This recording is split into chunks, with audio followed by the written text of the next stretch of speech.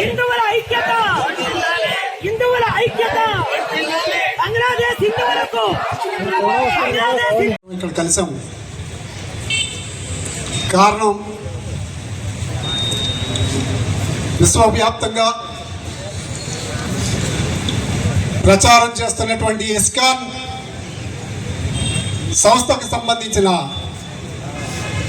ఎవరైతే స్వామీజీ ఉన్నారో బంగ్లాదేశ్లో జరుగుతున్నటువంటి హిందువులపై జరుగుతున్నటువంటి అరాచకాలన్నీ కూడా ఆపాలని, ఆయన చేసేటువంటి ప్రయత్నాలు భగ్నం చేయాలని, ఇస్కాన్ని నిషేధించాలని,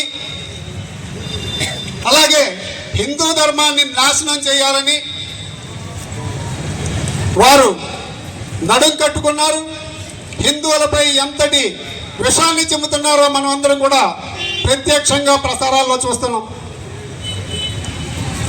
ఈరోజు మనం ఇక్కడ కార్యక్రమం తీసుకుంటే మన దేశంలో మన పరిస్థితి ఏంటో మనకు అర్థమవుతుంది, మన హిందువుల పరిస్థితి ఏంటో మనకు అర్థమవుతుంది, మన ధర్మం పరిస్థితి ఏంటో మనకు అర్థమవుతుంది. మన ధర్మాన్ని హిందూ మతోన్మాదులుగా మనల్ని చిత్రీకరిస్తున్నారు. మన ధర్మాన్ని మనల్ని నిలబెట్టుకోనివ్వకుండా వారు ఎలాంటి నికృష్టమైనటువంటి దుష్టులైనటువంటి శక్తులు, అరాచక శక్తులు పరిపాలిస్తున్నాయో, అరాచక శక్తులు మొన్నటిదాకా ఎంత పరిపాలన చేశాయో, ఎంతటి ఇబ్బందులకు గురి చేశాయో, ఈ రోజుకు కూడా మనం ఇవన్నీ చూస్తున్నాం. మత మార్పిడులు, మనది మతం కాదు ధర్మం. మన ధర్మం నుంచి ఎంతమందిని చెడగొడుతున్నారు, ఎంతమందిని మత మార్పిడులు చేస్తున్నారు. బాయ్ బాయ్ అంటూనే మనకు వెనక గోతులు తీస్తున్నారు. రాగల రోజుల్లో మనకు కూడా ఇదే పరిస్థితి వస్తుంది.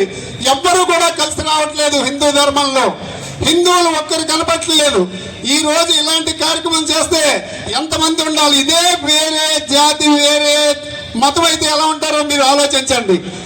ఇదే కార్యక్రమం 5 సంవత్సరాల క్రితం లాలా చెరువులో ఒక చిన్న ఇష్యూ జరిగితే అక్కడ ఎలా ప్రపంచంలో వచ్చారు, మనం ఎందుకు రాలేకపోతున్నాం? మన హిందువులు ఎందుకు మొత్తం నిద్రపోతున్నారు? మన ఇంటి తలుపు కొడితేనే కానీ మీకు ఆ బాధ తెలియదు. చూస్తూ వెళ్తున్నారు కానీ ఒక్కరు ఆగట్లేదు. అంటే వీరికేనా, మాకేనా హిందూ ధర్మం మీద? మొత్తం అందరూ కూడా హిందూ ధర్మానికి పట్టునిస్తేనే మన దేశం కూడా హిందూ ధర్మం ప్రాముఖ్యత తెలుసుకుంటుంది తప్ప మనకి ఇలా హిందువుల్లో ఐక్యత లేకపోవటం వల్లనే ఎక్కడికక్కడ అరాచకాలు, వినాశనాలు, అరిష్టాలు జరుగుతున్నాయి. ప్రతి ఒక్కరూ కూడా కలిసి రావాలి. హిందువులందరూ ఒక తాటు మీదకి వస్తేనే ఈ దేశంలో హిందువుల యొక్క మనుగడ సాగుతుంది. లేదు అంటే ప్రతి చోట, ప్రతి ఇంట, ప్రతి పక్క ఇంట, ప్రతి వీధి, ప్రతి ఊరు మత మార్పులకు గురవుతున్న ఇదే పరిస్థితి మనకు వస్తుంది. ప్రతి ఒక్కరూ చూస్తున్నాం. అమ్మాయిల్ని అడ్డంగా నరికేస్తున్నారు, ముక్కలు చేసేస్తున్నారు హిందువుల పిల్లల్ని. హైదరాబాద్లో ఎన్నో జరిగాయి, బెంగళూరులో ఎన్నో జరిగాయి, బొంబాయిలో ఎన్నో జరిగాయి. ఇల్లు చూస్తున్నా కూడా మన హిందువుల్లో ఎక్కడ చలనం లేదు. ఎందుకు అంటే మన ఇంట్లో జరగలేదు, మన పక్కింట్లో జరగలేదు కదా, మన దాకా వచ్చిన తర్వాత చూసుకుందాం అనుకుంటున్నారు. మన దాకా వచ్చిన తర్వాత చూడటానికి ఏముండదు, మొత్తం భ్రష్టు పట్టేస్తుంది.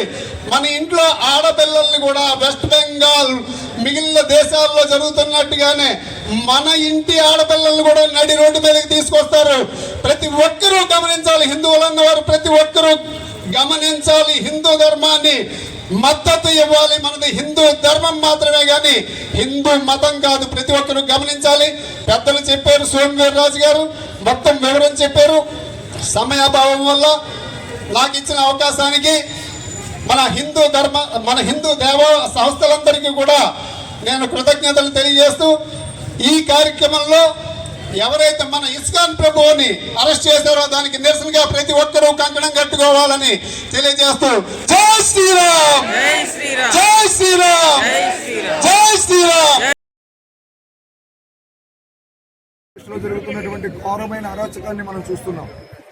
అక్కడ ఉన్నటువంటి హిందువుల్ని, అక్కడ ఉన్నటువంటి ఇతర మైనారిటీ ప్రజల్ని ఊచకోతకొస్తూ, నడివీధిలో నరమేధం చేస్తూ, వాళ్ళ ఆస్తులను కొల్లగొడుతూ, వాళ్ళ ప్రార్థనా మందిరాలని, దేవాలయాలని కూల్చుతూ మారణ హోమం సృష్టిస్తుంటే ఆ దేశపు పగ్గాలు అప్రజాస్వామిక పద్ధతిలో చేపట్టినటువంటి